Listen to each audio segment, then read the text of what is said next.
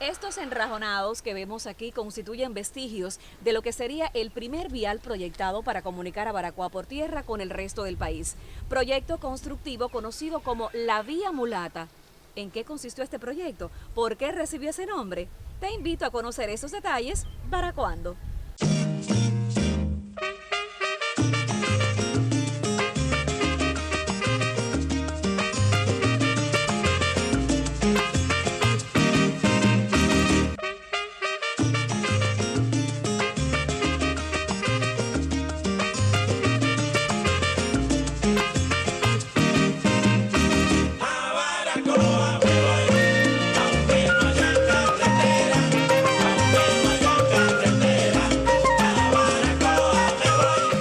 Javier Lafite Lavaceno, máster en Historia y Cultura, especialista de Patrimonio Cultural, nos conducirá hoy por la historia de la Vía Mulata. La incomunicación de Baracoa fue una condición que acompañó a esta región en todas sus etapas de existencia. De hecho, las irregularidades de ese medio geográfico hostil hicieron que la economía y todo el desarrollo social de esta región se viera interrumpida, y pudiéramos decir de cierta manera, por esa condición. Y es así, de esta manera, los baracuesos fueron empujados hacia el mar. El mar fue un elemento fundamental para los baracuesos en todas sus dimensiones. Este mar, que fue la vía por donde se establecieron las principales conexiones de Baracoa hacia el resto del país, hacia Estados Unidos y al Caribe, y fundamentalmente al interior de la región. Las localidades y asentamientos de la región también se comunicaban por el mar, a la falta, a la carencia de caminos vecinales o carreteras que comunicaran a la ciudad de Baracoa con el resto de sus espacios geográficos. En 1945 empiezan los estudios para la proyección del vial. Esto duró aproximadamente un año y tanto, porque se dividió en dos etapas: Santiago, Guantánamo y Guantánamo, Baracoa. Pero ya la construcción como tal empieza a partir de 1947 específicamente. Cuba tenía en este momento una economía algo álgida a partir de haberse convertido en la primera abastecedora de azúcar del mundo, y esto daba la posibilidad de que asumiera un proyecto de esta magnitud. Javier, háblame del trayecto que comprendía el proyecto de la Vía Mulata.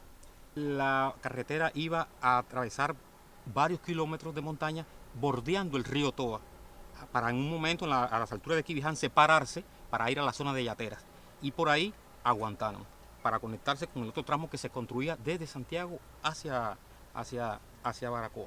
Javier, ¿y por qué este nombre, la Vía Mulata? Esa es una pregunta muy interesante, pero te invito a encontrar la respuesta en la medida que avanzamos en el trayecto. Me parece bien, Javier, vamos.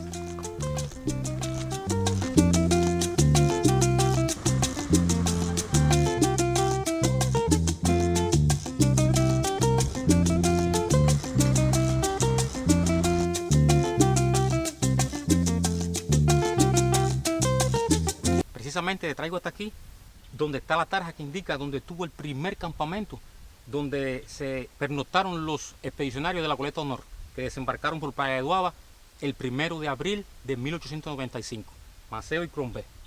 El trayecto de este proyecto coincidió con el recorrido que hizo Maceo en ese momento, en esa etapa. Javier, todo esto yo lo entiendo muy bien, pero precisamente la palabra mulata, ¿qué tiene que ver con esta vía? El mulato Antonio Maceo quedó para la historia desde que hizo ese primer recorrido, y quedó grabado eso en la memoria popular.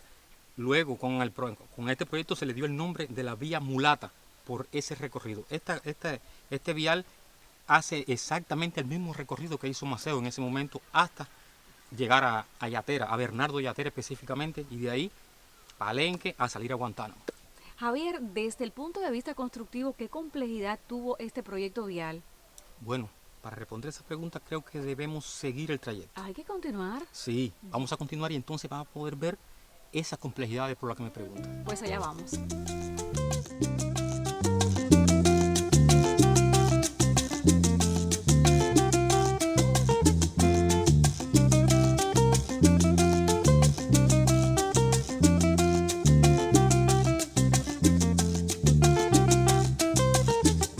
Javier, estamos ya en el lugar, en la planta del Toa, con un paisaje espectacular.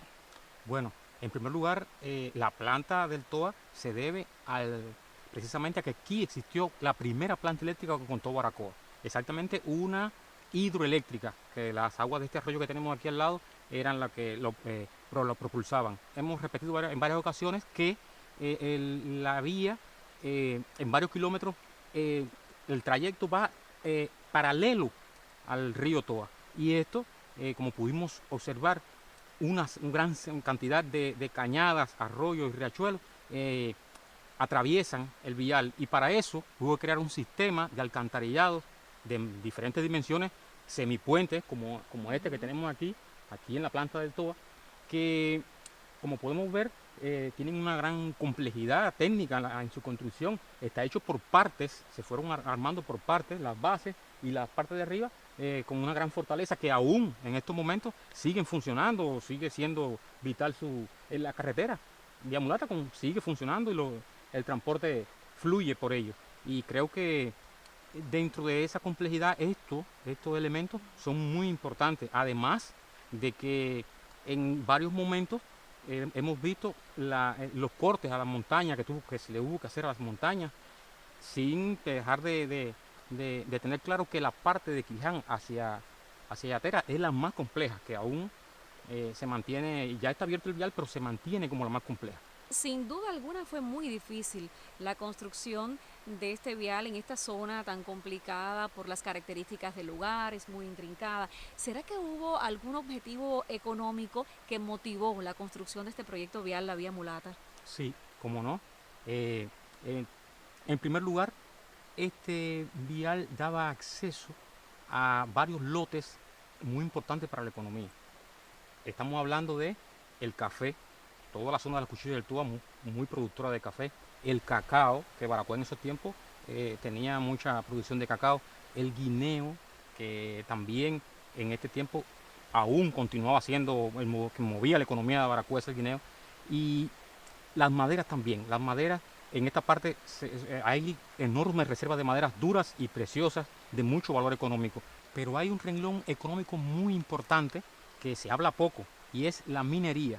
Para ese tiempo Baracoa empieza a despegar como zona minera, porque la parte norte, al norte del río Toa, se estaban haciendo muchos denuncios de yacimientos minerales, fundamentalmente de cromo, hierro, níquel, que hoy día se está explotando, pero en aquel tiempo empezaron a hacerse muchos denuncios de estos yacimientos, y empieza a crearse un ambiente minero en Baracoa. Y entonces este fue uno de los elementos económicos que impulsó la construcción de la Vía Mulata. Concluye entonces aquí, en este punto, en la planta del Toa, el vial La Vía Mulata, Javier. No fue hasta aquí que llegó la Vía Mulata, pero sé que debe estar un poco agotada, pero vamos a llegar hasta Quibiján, vamos a llegar hasta el río Quibiján, donde se erigió el puente, un suntuoso puente, y allí vamos a ver todo lo que tiene que ver con el colapso de este proyecto.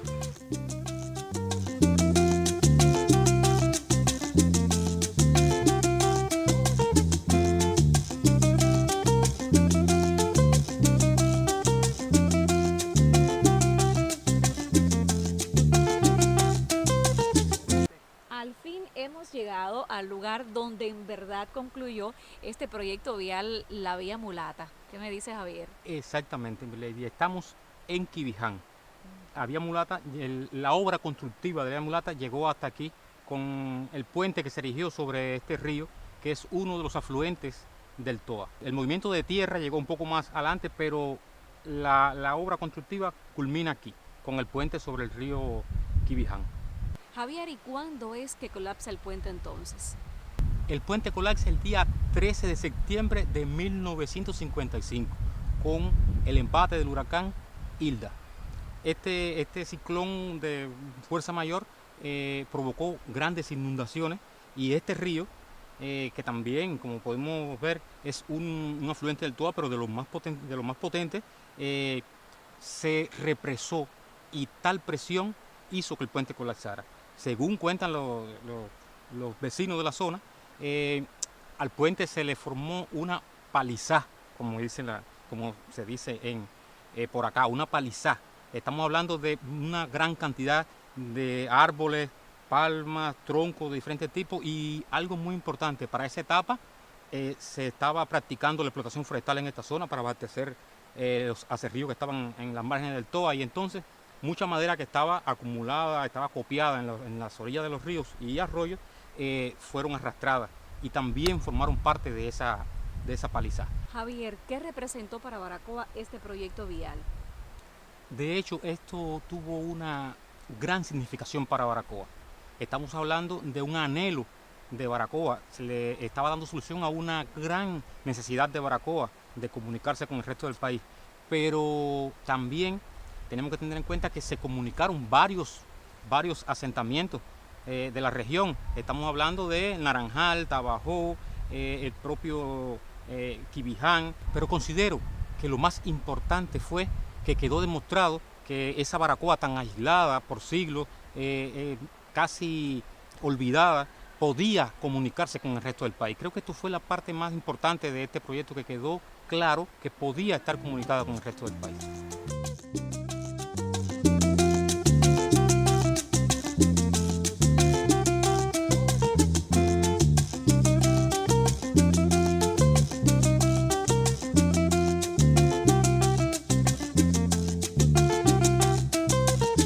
Extenso, fatigoso, interesante y maravilloso ha sido el recorrido de hoy por la historia de la Vía Mulata. Y esto pues agradeciendo al especialista en historia y cultura, máster, además Javier Lafita Lavaceno, ese incansable investigador de la historia de Baracoa. Pero les prometo regresar en un próximo encuentro con un nuevo recorrido por otra de las sendas de nuestra historia local. Para ese entonces regresaremos a nuestra manera baracoando.